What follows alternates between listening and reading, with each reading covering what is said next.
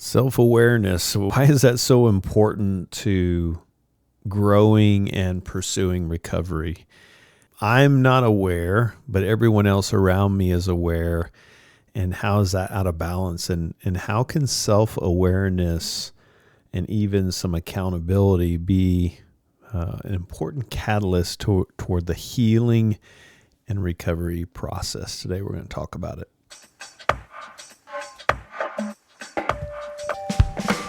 Welcome to Celebrate Recovery Official, a podcast that shares life-changing stories, courage, hope, and leadership wisdom centered around the Celebrate Recovery principles and based on Matthew chapter 5, the Beatitudes, where Jesus helps us to face our hurts, our hang-ups, and our habits and broken relationships so that we can walk in the newness of life, to get rid of those coping strategies and invite the best strategy, the true source, Jesus Christ, into our pain so we can develop new healthy practices and repair the relationships in our life. I'm a grateful believer in Jesus Christ. I struggle with drugs and alcohol and perfectionism. And my name is Rodney. I'm the Global Field Director with Celebrate Recovery. And hey, welcome back. So glad to have you with us today. Still kind of excited about the summit and everything that was shared at the conference and the workshops, and it's always an edifying time to see the energy and the participants, and hopefully you were able to take part in that and had a good experience, and we'll look forward to seeing you guys on the road in the fall at our training conference, one-day training conferences. But as I was mentioning in the intro, self-awareness, why is that so critical? Why is that such an important part? You know, when I think about how this scenario tends to be the case, we will find ourselves where we have this armor around our face. You can call it a mask, but it's really a thick armor, and it's the wrong kind of armor to be wearing. But we want everyone to believe that we are what we're not. And here's the interesting thing. A lot of times when we have some stuff going on, we may think that we've got people fooled, but our action tendencies, our behaviors are saying something different. And here's what the lie we can believe. Well, nobody said anything, so I must have them fooled. 9 times out of 10, it's probably because they're afraid to say something, because they're afraid of the reaction they're going to get out of you. And so if I say this is going to blow up. So what do? They just kind of keep it to themselves, and then the cycle continues. The person that's not really self-aware and thinks they're doing a good job of hiding it, or maybe is so deep in denial they don't see it as an issue, and that whole I can quit doing that anytime I want, fill in the blank. I'm just choosing to be this way. It's not hurting anybody. The self-awareness piece is so critical because there is cracks in our armor, and by the way, it is seen by the others in our life. They're just not acknowledging. They're not saying it. So what do? We keep wearing the mask. We keep trying to muddle through life. Meanwhile, seeing these cracks in our armor. In fact, sometimes when I think about parts of my story, it's like, man, if I could go back in time, almost feeling a little bit embarrassed. Man, I thought I was fooling people around me so well. And people knew. They just weren't saying anything. I had a total lack of self-awareness, and it had become a big stumbling block for me in my own healing and growth process and the recovery process. And so when we lack self-awareness, it becomes a pretty big liability for us. And so self-awareness in short is just really being able to look at, and this is a good, if you're in a place and you're wondering, this is why accountability is so important. By the way, I've said this before, it bears repeating. No one can hold me accountable, but I can give people permission. And this is such a good question. I don't care if you've been in recovery one day or 40 years, it's good to have people around us that we trust, that will speak straight with us, that if we went to them and said, hey, have you noticed anything different in me? Is there anything that you see that needs attention? Are there any action tendencies that have gotten out of balance here? Would you, if you see anything, please tell me. And if you don't right now, I want to give you permission to tell me, because it's so important to go to those people, because that we know we can trust, that will speak straight to us. If you don't have those kind of people around you, can I encourage you to make that a goal in the next 30 days, 1 or 2 people to start out with? If you can get 5 core people around you, I think that's a good round number. There's no scientific evidence of that. I think it's just a good number, to 5 people that know my full story, know my tendencies, and are willing to speak into my, not to judge me, not to fix me, but to be very honest and say, hey, what's going on, buddy? This is out of character. Is this one of those times you're kind of struggling?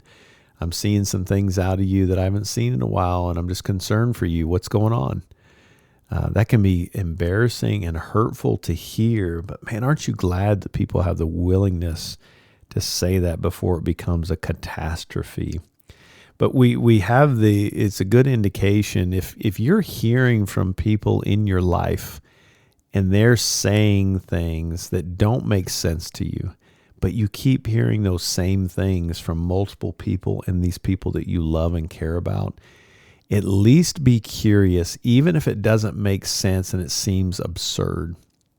At least be curious to at least stop and go, is there some truth in this? And I wonder why people I love and care about keep saying the same thing. Now, what would be an example of that?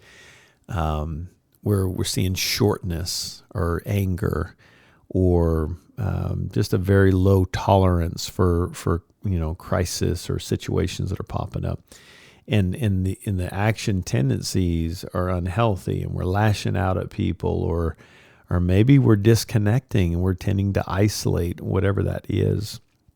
Sometimes our best gauge is the people around us. Hey, tell me why you're saying that. When you ask me, are you okay? Something seems different. Something seems off. That's out of character. I trust you, and I know that you'll do it with gentleness and respect. What are you seeing in me? Because here's the thing.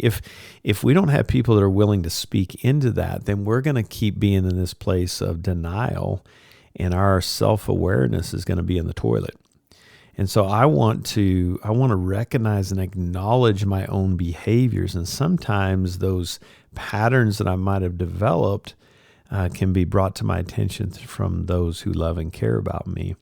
See, if I don't give somebody permission to hold me accountable, self-awareness may not ever happen, because we've built up a facade that I'm good, everyone else is crazy. Nothing is wrong with me. These people are just oversensitive. Why do they keep bringing this up? It's just a bunch of nonsense, right? So we kind of find ourselves in this kind of out of balance situation. So it can become a stumbling block, and without recognizing and even acknowledging, and those are 2 things that have to happen. Recognize it, I see it, and then acknowledge it. Something is off here, and I need to own that. So if we don't recognize and acknowledge our behaviors, or maybe some triggers, maybe there's some things that keep happening, that kind of push some buttons, and it's like, where did that come from? Part of our self-awareness is coming from others. Some of it is just checking in with our own heart. Do I like what comes out of me when certain things happen?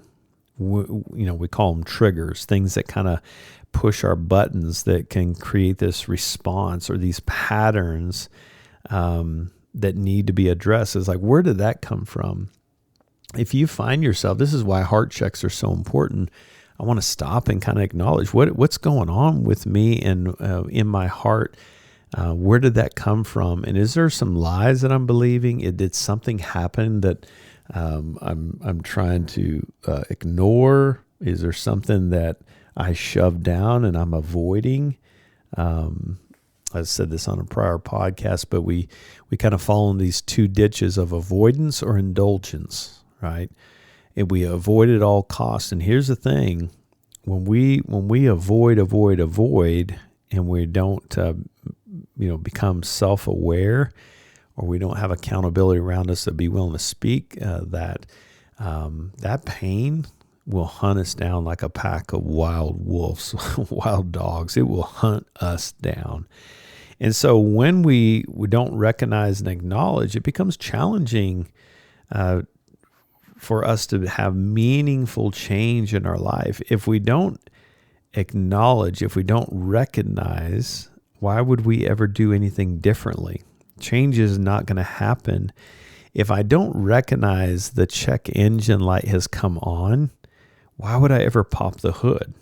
I don't just pop the hood randomly. But if I'm looking at the signals that say, hey, something's off, and sometimes those check engine lights are from people closest to us. If someone that loves me and cares for me, and I know they love and care for me through experience, and they say something, are you okay? Instead of just, well, of course I'm fine. Why? That's silly. Why would you ask that? Of course, I'm just having a bad day, whatever. I want to at least kind of lean into that and say, hey, what did you see? And then my heart check is kind of stopping and kind of leaning into that. Where is that anger coming from? Where's that shortness coming from? Why am I pulling away from people? And of course, then we have the big coping numbing agents. Like, why do I keep running to this as an addiction? Or why does this issue keep coming up? So if I don't have a self-awareness, meaningful change will not happen. And it becomes a stumbling block. And so I want to lean into that so I can ultimately experience the healing path that Christ has for me in my life. And sometimes others can be a part of that process. Sometimes it's just us being honest about what we're seeing and leaning into that so we can get the fullness of self-awareness. So I'm going to take a super quick break. When we come back, we'll continue the conversation around self-awareness. Hey friends, online meeting every Wednesday noon Pacific is a great way for you to add a meeting to your additional in-person meetings or in additional online meetings and just to connect with other brothers and sisters in Christ. Every Wednesday at noon Pacific, we have a devotional or a testimony, and then we break up into gender-specific groups. We connect. You can choose to share or not share or just listen. And then we have a short time of fellowship as we conclude the meeting so you can meet people from all over the globe that are on this road to recovery. Join us. If you want more information, go to celebraterecovery.com. Continue the conversation around self-awareness. And, it's interesting, kind of chuckle at this, that self-awareness, when we finally come into the reality of what is, and that's the thing, reality is just what is. And sometimes our own self-awareness is not facing reality. That's why we call it denial. Reality is just what is. Pain is what happens when we bump into reality. And that's the thing when we hear from others, or maybe we acknowledge the action tendencies that are in front of us that can be painful because we're bumping into reality. But it's better to bump into reality rather than living in denial. And so self-awareness, allowing it allows us to understand the root cause of why I'm seeing what I'm seeing, the action tendencies, the behaviors, maybe the addictions, the issues, the compulsive behaviors, the character defects.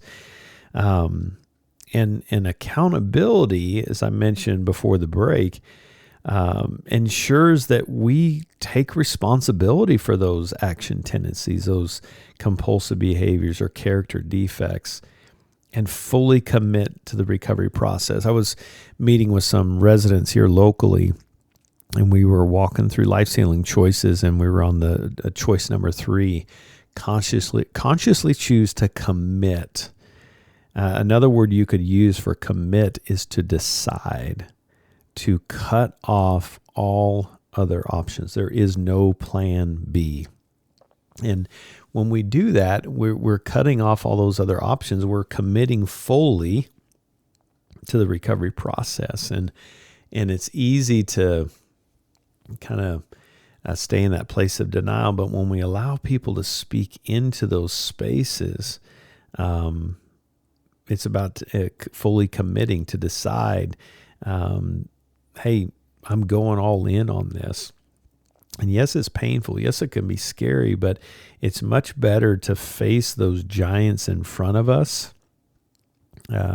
rather than letting the enemy convince us to stay in this place of slavery, in hiding and isolation. It's because here's what happens when we don't have a self-awareness. If we don't have an accountability, what we end up doing is we stay stuck in this blame cycle. And I mentioned this at the summit, but blame in the moment can become an inability, you could say, to be held accountable for a lifetime. We lose the ability to fall under the authority of anyone apart from ourselves. And that is scary because principle 1 is all about being accountable to a higher power and allowing ourselves to be accountable to those that God puts in our life in that spiritual path in this recovery process. So when we don't have self-awareness, when we don't have accountability, then we fall into this blame game. We get stuck in this place of blame and we just finger point to everyone else. And it's learning how to let go of our need to hold up the heavy mask. We're putting it up there at all costs. And some of us in that trying to protect our image, again, we think we're doing better than we are. People see and they're going, that dude's got a lot of cracks in his armor and he actually thinks he's hiding it well, but I just don't know how to tell him, and he'll probably react and get short with me, maybe blow up me. I'm just not going to say anything. And again, we start thinking, well, man, I'm doing a good job hiding this. And the reality is we're doing a terrible job hiding it, but we build this false version of ourselves, and some of us will spend a lifetime building this false version of ourselves, and we would rather someone love the false version of ourselves than to be seen as the real version of ourselves. The problem with that is we're not receiving because no one's seeing the real us. They're loving the mask. They're not loving us. And if I'm not taking it in, how am I ever going to be able to fully dish it out in a healthy way to be that true fruit of the Spirit? It's manufactured plastic fruit that just doesn't taste like the real thing. It looks pretty on the outside, but when you bite into it, it's just a big old ball of hard wax, and it's disgusting. You're spitting it out, and you can't swallow it. It's bad for the digestive system. And so that blame game, right? We're just trying to point fingers. When in recovery, we talk about accuse others, excuse ourselves, and guys, this can lead to other issues. Again, we think we're managing our struggles, but it can create issues for us and the others in that hurts, hangups, and habits, and others pays a price. It can create issues for other people. It can hinder us from moving forward. I shared this story in Life Healing Choices, but if you've ever been to a beach and you try to hold a beach ball under the water, you can do it for a while, but eventually it's going to become too much. And here's the problem. Even if you're doing a good job hiding it under the water, you're stuck holding it under the water. I can't move forward. It hinders me from progress in my life because I'm holding this beach ball under the water. Why? Because I don't want you to see the real thing that I'm carrying. It's like, okay, well, that's great. But guess what? You're still stuck holding it under the water. You're stuck in the same space, and everyone else is moving forward and growing in the recovery process. So it's hindering you from true maturation, from true growth, from true progress. And so as long as I'm trying to hold that beach ball under the water, I'm not experiencing healing and growth. And the enemy convinces us in this space, man, this is better.